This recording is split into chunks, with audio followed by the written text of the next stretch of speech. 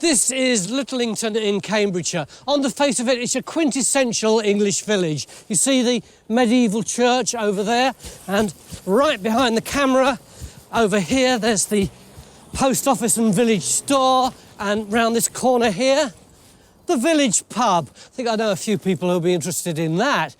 So far, so what? Well, there's more to this place than meets the eye.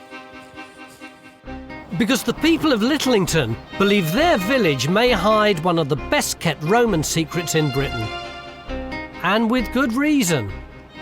180 years ago, a local vicar put a trench in this field and decided it was the site of one of the biggest Roman homes in Britain.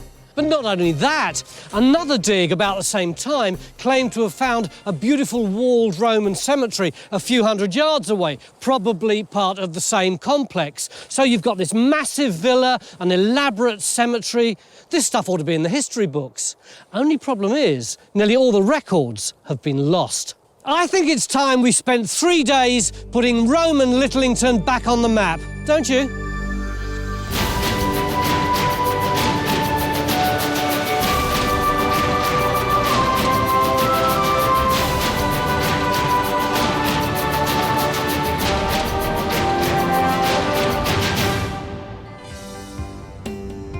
The area of Cambridgeshire we'll be digging over the next 3 days is a bit of a Roman puzzle. There's been very little modern archaeological investigation here. In fact, almost all we know is based on digs carried out over 100 years ago. But if we're to believe those century-old endeavours, then the jewels in the crown have to be the cemetery and villa recorded at Litlington on this 1836 plan. It's got this amazing, tantalising plan of the Roman villa here, and we don't know where this chap was getting his information from. We have no record, apart from this, of any previous excavations at the villa. What we do know from this is that people thought that the villa was of absolutely massive size. I mean, this is nearly 200 metres across. Which, if you look in the paddock here, 200 metres, well, in any one direction, could virtually fill up the entire paddock. And, of course, we don't actually know that we're in this paddock entirely. It could be that they actually run in underneath these houses over here. There's just so much, like Helen says, that we just don't know. What's your instinct about what we've got here? I can't even begin to guess at this point in time. I mean, it's clear there's something important here. But this is a palatial building, and we don't have villas like that in this area. We've got some nice villas, but nothing on this scale. Well, the first thing we need to do is actually find out just how accurate this plan is.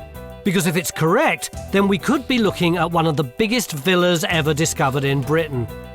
But even if the gentlemen amateurs of the 19th century hadn't reported Litlington, I'm sure we'd have ended up here one day. Lovely. That is a very nice example of a Roman hairpin. Because the locals have been finding loads of Roman stuff all over the village for decades.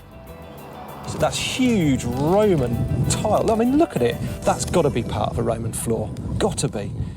Including a lot of stuff in this small copse to the south of our main field. We found these lying on the surface, so we started to pick them up and ended up with a whole bag full. Wow. We've also got here a piece of Roman hypercourse tile, so that's central heating. And mosaic and heating tiles suggest a Roman bathhouse. Secret garden, this is absolutely crazy. Which is just the sort of thing you'd expect to find attached to a grand Roman villa.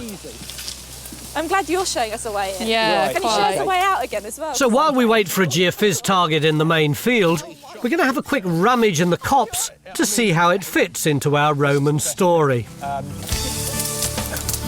Oh, you're not using saws, Phil. You're going straight for just bulldozing it out of the way. This is... And that means we need to do a spot of light deforestation.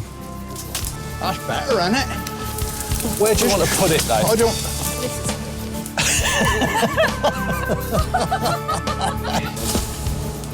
So with finds from around the village and evidence of something quite substantial in this copse, it would seem that whatever was here covered a large area. Oh, look, there's another one.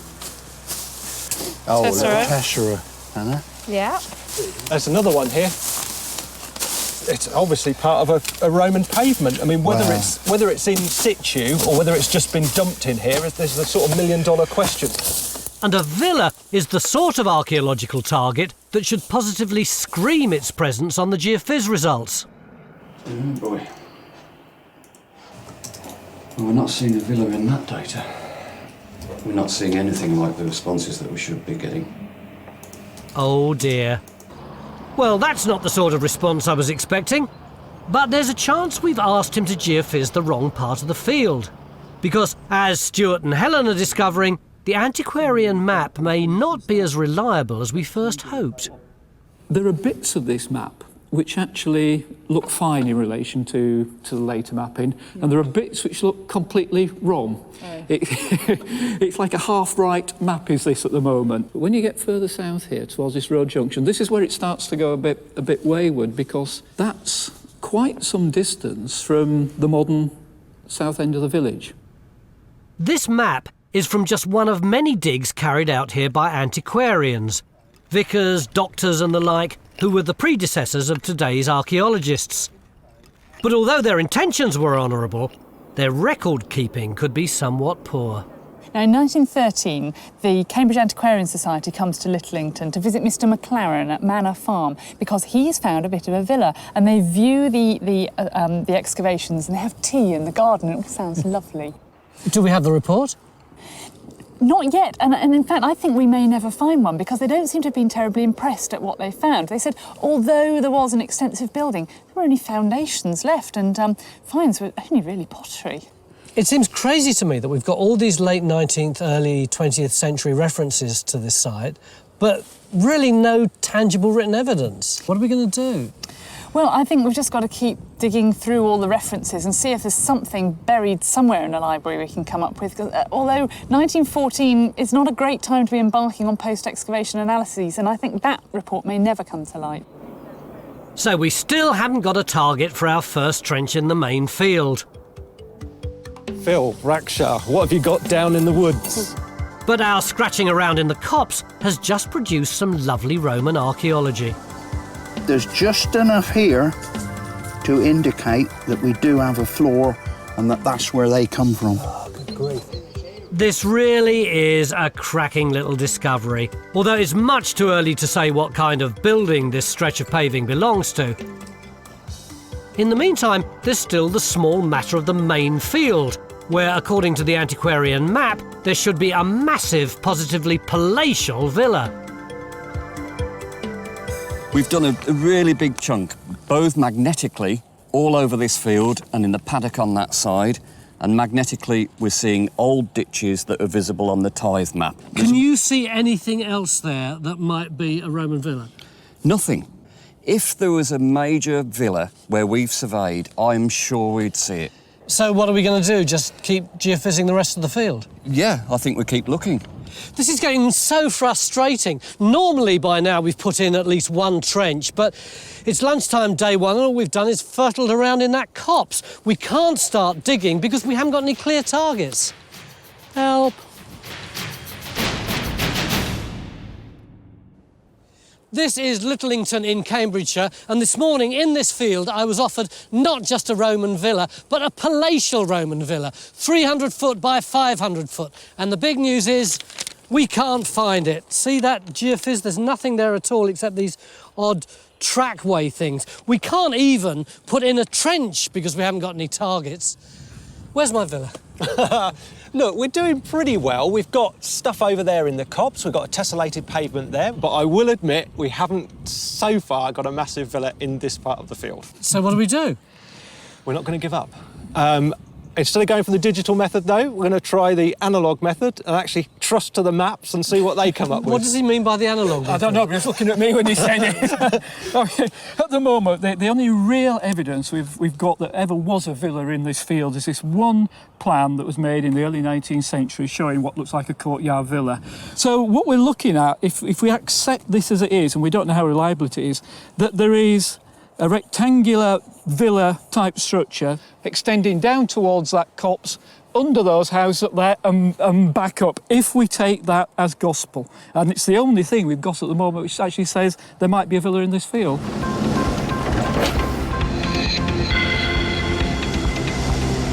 So our first trench in this massive field goes in on the basis of a single 170-year-old map. It's hardly the most scientifically robust target we've ever had, but then again... Hold them in. Hey! Bit of Roman roof tile. I think that's a bit of... After the frustration of this morning, it's good to know that we seem to be in the right place, in spite of a complete lack of geophys evidence. Look at this underneath. Back in the copse, our earlier discovery of a Roman floor means that this is also now the location of a full-on excavation. Oh! Oh. Ah, no, look at that. That's the edge. I mean, look at the alignment. The alignment of that wall is exactly Yeah. the same alignment as our pavement here. So we're going to put in a couple of trenches in the copse to see if there is potentially a bathhouse buried under all this shrubbery.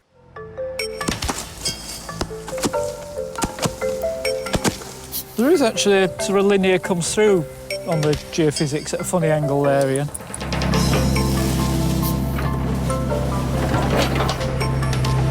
While for good luck, Stuart's putting in a second trench in the main field to see if Phil's walls and pavement continue towards the rest of the villa. Ian? Ian? Hang on. Tesserae number 1. In the space of a couple of hours, we've gone from twiddling our thumbs to being stretched to the limit. How about that? That's Roman floor. That looks like a mosaic floor. Okay. But it seems to be worth it, Huge amount of it left. even if it's just to justify to the landowners why we're trashing their copse. We've got a doorway. A door? Yeah. Really? Check it out. Oh, isn't that fantastic? Oh, that's brilliant. It's even indented, isn't it? Absolutely. So there we go, a Roman doorway. Absolutely brilliant. The evidence we're finding in here certainly suggests we may be coming down onto something posh enough to belong to a high-status Roman villa. Ooh, that's painted wall plaster. It's got blue and green on as well. That's absolutely fantastic. Or maybe I spoke too soon.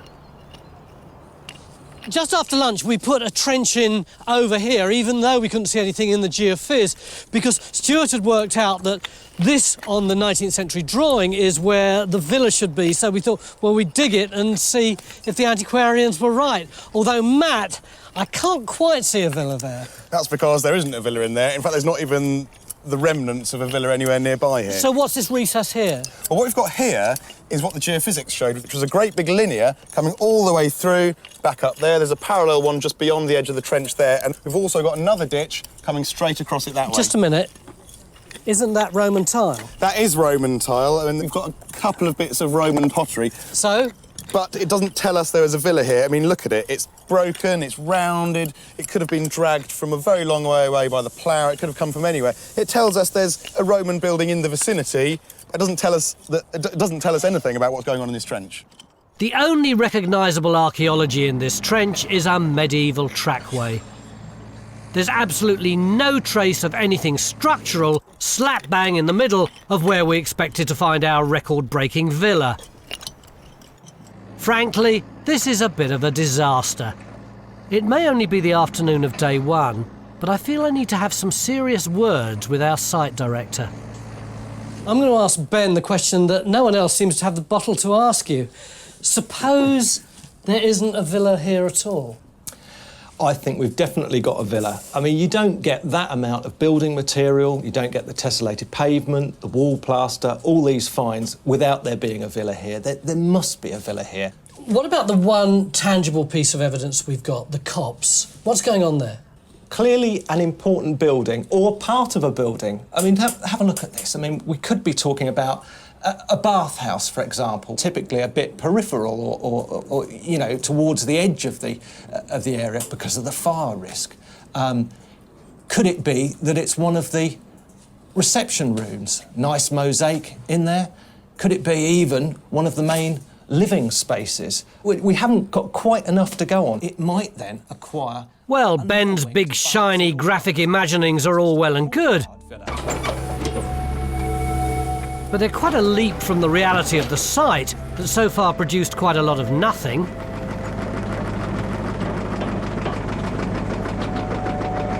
Although I will admit the structure in the copse has cleaned up pretty well. Oh, Ben, this is it. This is Roman archaeology. We can sleep tonight after all. Yes, you didn't believe me quite, did you? But here we are. Tessellated pavement, maybe the interior of a room. We've even got what looks like a doorway there, look, worn by people's tread to and fro. And a huge, substantial wall, chalk clunch wall running through here. So no question about it, we've got a big building here. And where do you think it goes? Well, yeah, where does it go? We've got a bit of a problem heading in that direction because, of course, Matt's Trench doesn't have anything Roman in it, it appears. We also have to think about how far east does this building go. So what we plan to do tomorrow is to extend, do some test pitting and chart how big this building is in that direction. By the east, you mean into people's gardens? Yeah, I'm afraid so, yeah. We like that, don't we? Beginning of day 2 here in the little Cambridgeshire village of Litlington, and we've gone from the sublime to the ridiculous. Yesterday we were trawling through 8 acres of that field looking for a lost Roman villa, which we couldn't find. So today we're going to be digging there and here and there. Off you go, team. These 3 test pits are just the beginning of a concerted effort to understand what was going on in Roman Litlington. As the only thing we've really established so far is that the gigantic villa recorded in this 1836 plan isn't in this field. But we're pretty sure there's a substantial Roman building nearby because of the evidence Phil's uncovered in the neighbouring copse. Something that big, that is a big foundation, isn't Absolutely. it? That's a big supporting Absolutely. wall. So it makes sense Although in the we corner of originally the building. suspected this may be a bathhouse, we're now thinking it's a suite of posh rooms.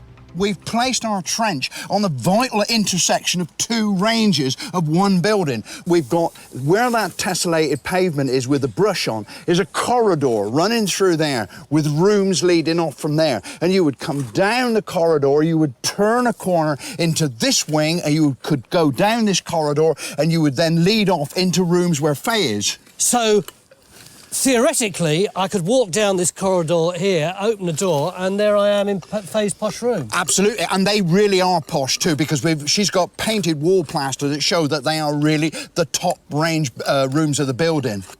So far, Phil's corner and Faye's plastered wall are the only reliable Roman archaeology we've uncovered. It may not be a lot, but guess what? It's enough for Stuart and Henry to come up with a theory. They've now got walls in Phil's and Faye's trenches, so I've surveyed those in. Now I have extrapolated those a little bit. It looks to me like they're part of the same plan.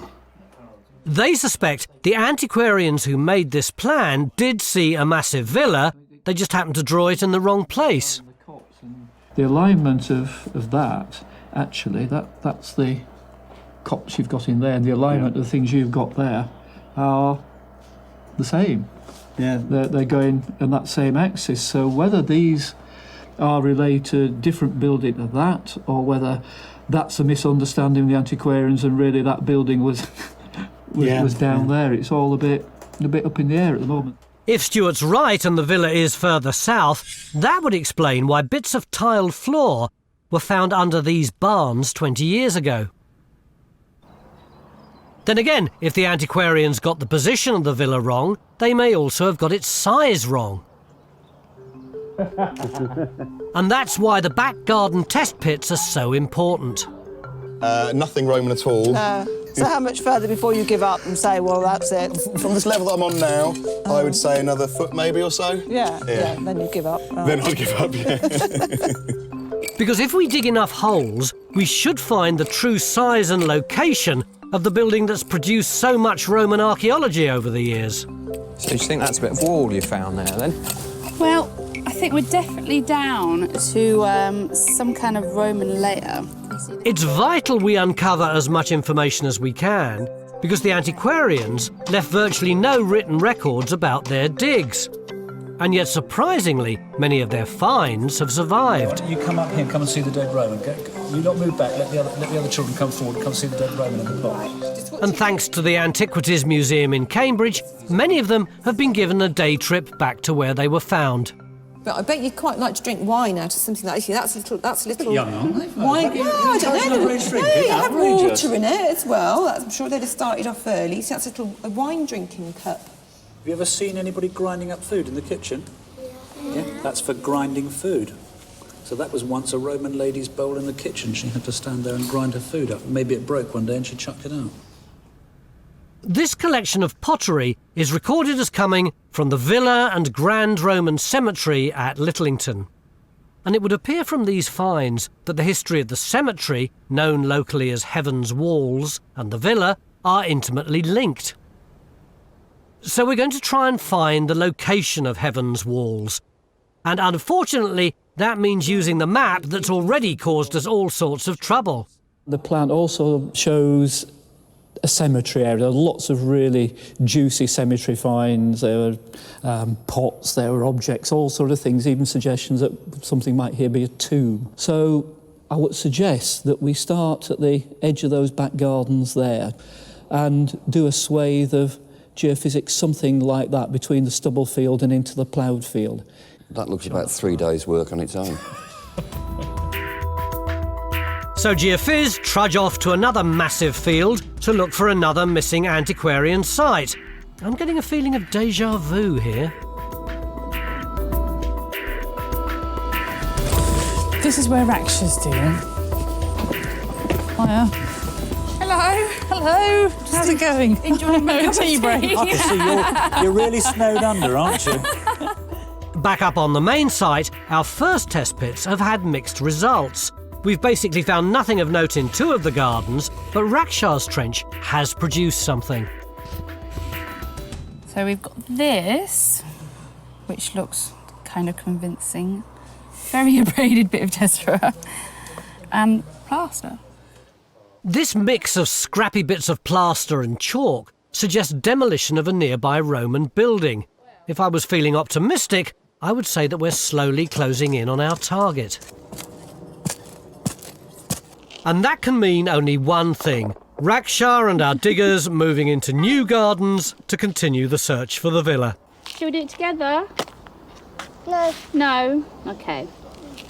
Our villa is over there where those houses are. In fact, quite a lot of it's probably under those houses. But somewhere in this field, we think there might be a rare walled Roman cemetery which would be associated with the villa, except nobody really knows precisely where it is, do they?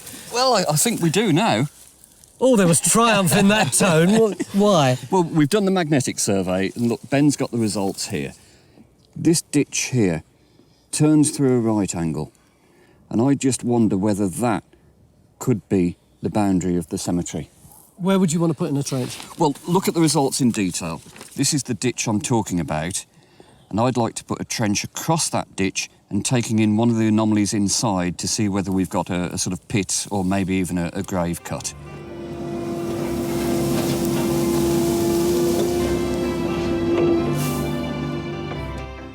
So although we're really stretched up at the villa, we're putting in a trench to establish whether or not this is indeed the location of the Heaven's Wall cemetery. Just one little second. It's tiny, but it does look like a little beady rim there, and that could easily be a little Roman pot. Job done. I think John's self-confidence is a little misplaced.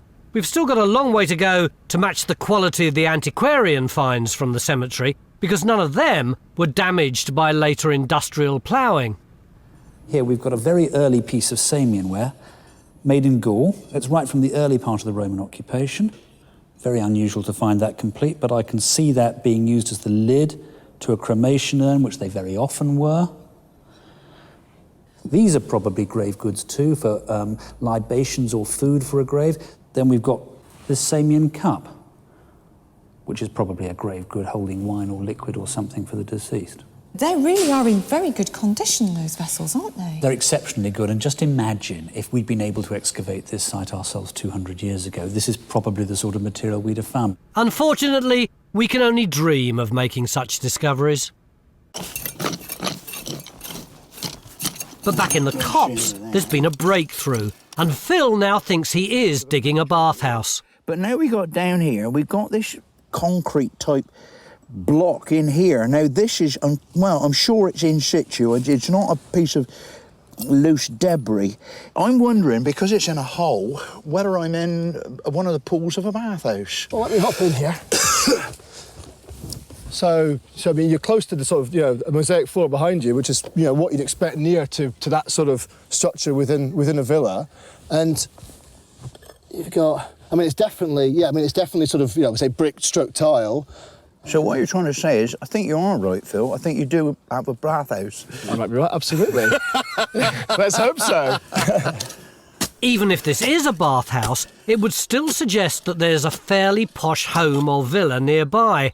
So it would look like our discoveries are tying up quite nicely with the fancy Roman pottery uncovered almost 200 years ago. But this being Time Team, there's always somebody around to throw a spanner in the archaeological works. Guy, you've got severe doubts about whether all of the finds from the cemetery actually are from the cemetery. Yeah, I've got to admit I have. I mean, let's just paint that picture. Jump back 200 years' time and you've got the Reverend so-and-so round in Litlington, and he's known as the local antiquarian or whatever, and various people have found bits around here and they say, "Oh, Mr. Reverend, so I found this in my back garden in my field. You'd probably enjoy having this in your collection." And he said, "Oh, thank you very much." And it all goes into a box and he sticks it in his glass cabinet and shows it off to his friends and everything else. You jump on about 50 or 60 years and the Reverend so-and-so's popped his clogs, and of course his collection gets boxed up and some well-meaning person sends it off to Cambridge Museum with a label in it or something like that. Jump on 100 years to Mr. Tony Robinson and Time Team, and these finds are looked at, by which time, of course, it's all got jumbled up, and probably the case is that some of these pots come from here, but probably a lot of them come from other finds around here. They're all over the place in date terms, so, who knows? So we could be making assumptions about this place on the back of the finds, and actually we're making totally wrong assumptions. Yeah, we're just forgetting about the fact that a huge amount of things and events and people have been involved in the last 180 years. Everything from all the building work around here to bits of paper blowing across in cabinets, and therefore things getting mislabelled, jumbled up and mixed up.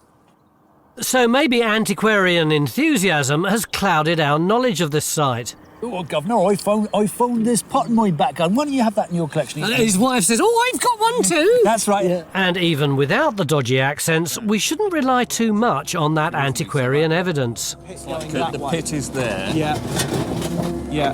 Then we've got Much better to rely on the evidence we've uncovered in the trenches. Or the apparent lack of evidence in the case of the cemetery. could this be where they're just digging for gravel? Yeah, and this being the backfill, the stuff that they didn't want. Possibly. It could be. We now have archaeologists all over Litlington, turning the village upside down. But we still haven't found any other major Roman structure outside of the copse. Right down the bottom here, we've got part of one of the baths that they would have got into. Which we're now fairly sure is indeed a bathhouse. Where I'm standing now would have been quite a big open room with certainly a pool in here. When you say baths, Phil, you don't mean baths like we have, do you? I don't mean a 6-foot bath with taps at the end, no. The Romans had very, very special ways of having baths. They had at least 3 rooms, and it was a real ritual. They all used to bath together, and often they didn't get cleaned out all that much, and they would shave in the bath and all the hairs would be floating on the surface, and there'd be all manky soap on the surface as well, and then eventually they'd have to get some poor slave would come in and scrape all this stuff off. It's a bit like my bath at home, actually. Nobody ever told me that you had to empty it. A little bit too much information there. We've got one of 1887, so that sort of gives us a time stamp of what was on the map at that time. So if we use those... But although we only have the bathhouse at the minute, Stuart thinks he's getting closer to finding the rest of the villa. Roman villa, so they put a cross where they think it is, and they've also put another cross here saying Roman pavement hypercourse found in AD 1881, quite specific. Yeah. If you take the positions of those and transfer them to the modern map, which I've done, the site of the villa actually falls, that cross falls in the back garden just adjacent to the copse there, and the other one, the hypercaust, it falls just there, which is in the back garden of number 2 Anvil Avenue. So you can see they're both very close to each other and very close to the copse where we're finding material too. And would you believe it, he may actually be right. Over there are the 3 houses with the back gardens into which we put the test pits this morning, and unfortunately we drew a blank. But in this back garden there is a trench which, if you are interested in archaeology, you just love to have in your garden. John, is that what I think it is? Yes, tessellated floor. Does it look like the one in Phil's trench? Yes, it's just like the one in Phil's trench, really. It's the sort of coarse tesserae you see in these Roman buildings, so... How far away do you reckon his trench is? Well, we're probably a good 30 to 40 metres away from Phil, where he is now. So it's not the same building? Well, it could be the same building, could well be. It just means bigger building. This is a small but major breakthrough. So we're now going to extend this trench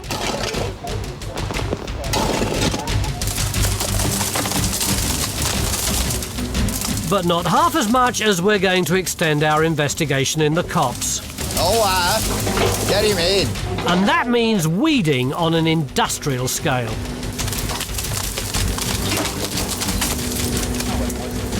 We've now got just 1 day to get to the bottom of Roman Litlington. You want to come and have a look and see what we've done to your wood? What have you done to our... Well, we've just given it a bit of daylight, you see. You've got to put a bit of daylight in here. Let's just hope the locals are still talking to us by this time tomorrow.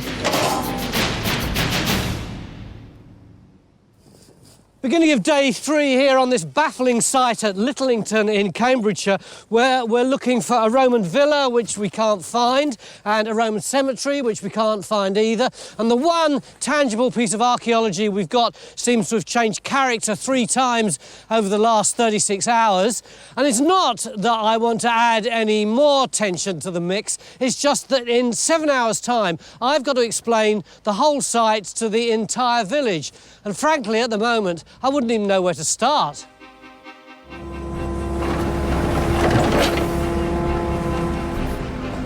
Which is why we're throwing everything we have at this site, with countless trenches in back gardens and fields all around the village. But at the moment, the only thing we're really sure about is the bathhouse we've uncovered in the piece of scorched earth that used to be a copse. I'll say, Master Philip, this looks like a bit of an ex-copse this morning. I want your opinion. Come on in here a minute. My opinions are free. No, well, that's why I want your opinion, because you don't charge as much as anybody else.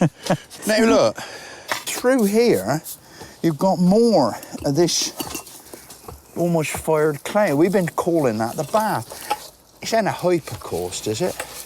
This split arrangement. Where's the Roman floor level? The Roman floor level's there. We've got the mosaics on it. And So it's a couple of feet higher than this?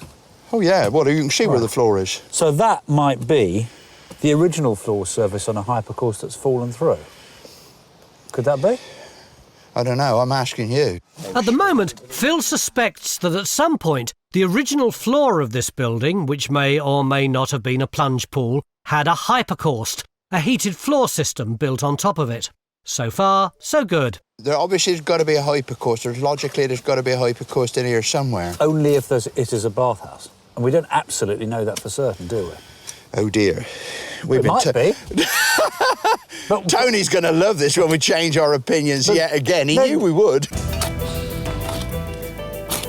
I think for his own personal sanity and mine, Phil may have to stop asking our Romanists for their opinions. And in the absence of any conclusive decision, he's going to just keep on digging. Where do you find these tesserae then? We just found them in this corner here, in this corner. Yes.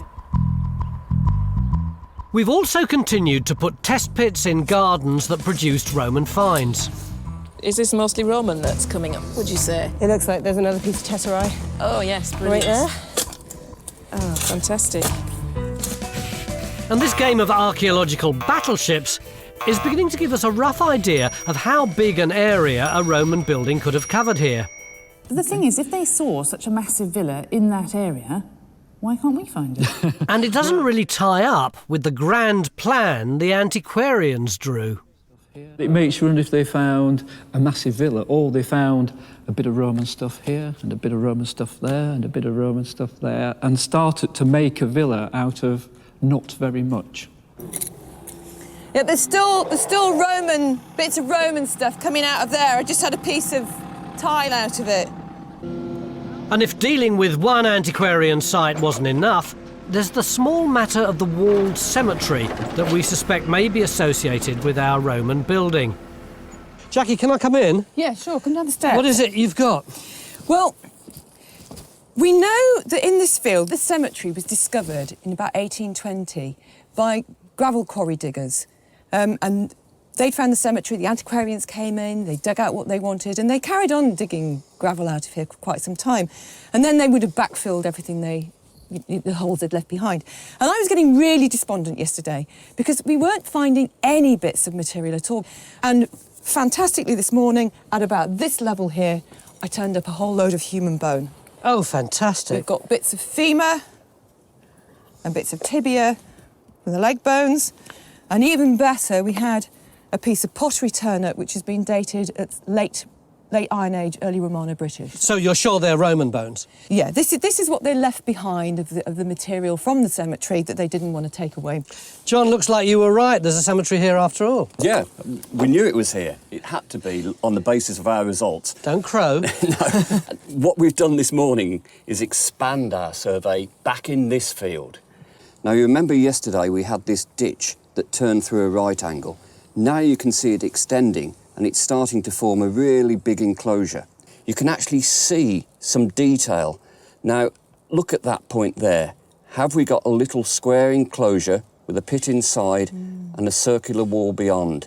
Are we looking at a mausoleum? So we're going to put it in another trench? We've got to.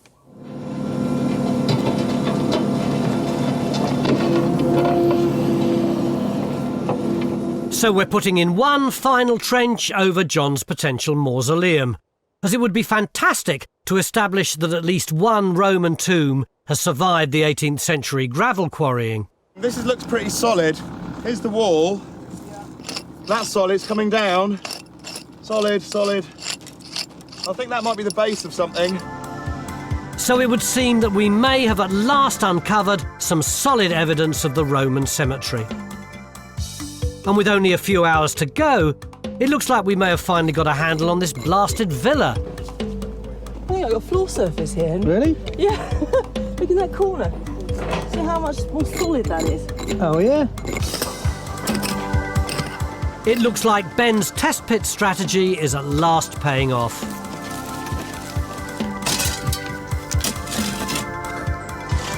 So, thanks to a lot of hard graft, determination and countless cups of tea, we're finally beginning to work out how much of Litlington is built on top of the villa. Thank heavens I've found you, Raksha. I feel like a door-to-door salesman going around these gardens.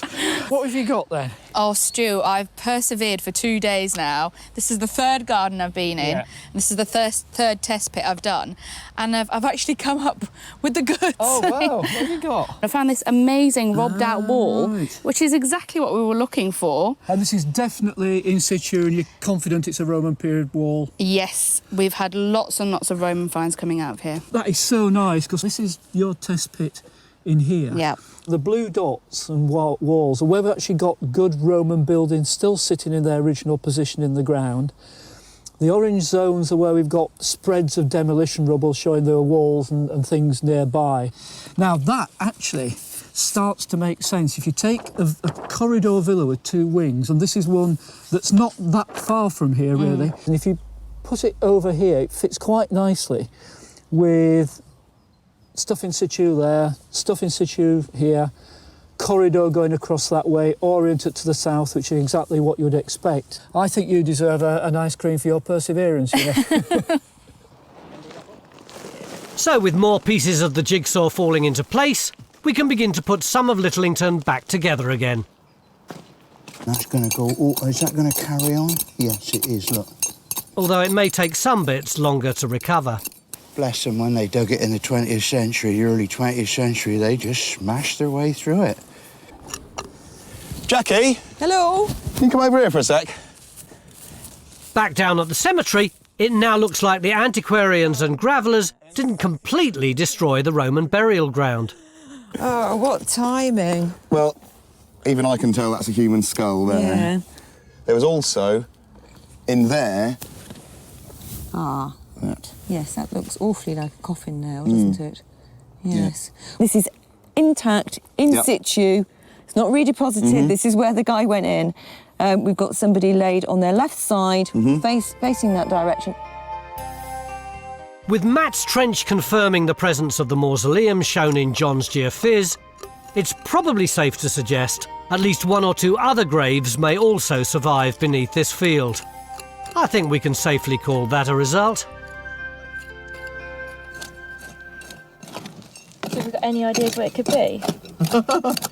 One time in my life when I need a Romanist, and there's never one here. But even at this late stage, the Romanists are continuing to frustrate Phil's quest for a final decision on what's in the copse. What is going on? Well, I don't know. That's why you're here to tell me. Right, OK. Well, knowing what's happening in a bathhouse that hasn't been dug by someone, and one that's obviously been dug into, and elements removed, elements explored, taken away, that's 2 different things, really, isn't it?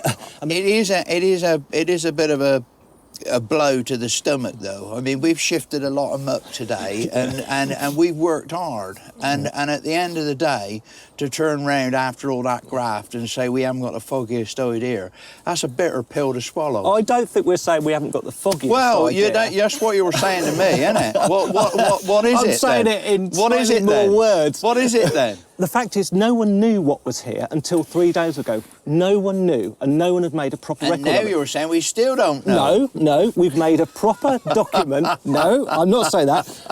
We've pinned down a range of possibilities. And that is eminently better than having not the foggiest idea. We've got thick deposits of plaster, and it looks like they've made a concerted effort to make some of these rooms perhaps watertight, or at least to consolidate them. So is this the bathhouse?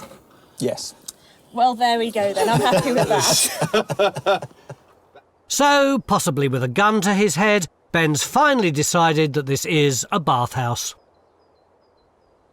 So has this come from more than one room, or from one room, or can't you say? It looks to me like it's probably come from one room. And as the plaster we've uncovered in Stephen and Hilary's copse suggests, it was once a rather plush suite of rooms. Roman walls are incredibly lurid by our standards. They're very deep, heavy, hard colours that I think we would find very oppressive. You'd walk in there and be really quite sort of crushed. You'd probably feel really claustrophobic in a Roman room. But we do know that the Romans painted these very distinct zones on the walls. It tends to have a kind of a bottom third, and then above that a series of vertical panels, in which would normally have been some sort of much more decorative picture, perhaps a mythological scene or maybe a goddess. And had the antiquarians found any bits of wall plaster that had such a figure on it, they would undoubtedly have taken it away. This finely decorated bathhouse would have been a focus for any villa. And thanks to the results from the test pits and the bits of radar John could get from the back gardens, we think that the villa would have sat roughly in the area now occupied by these houses.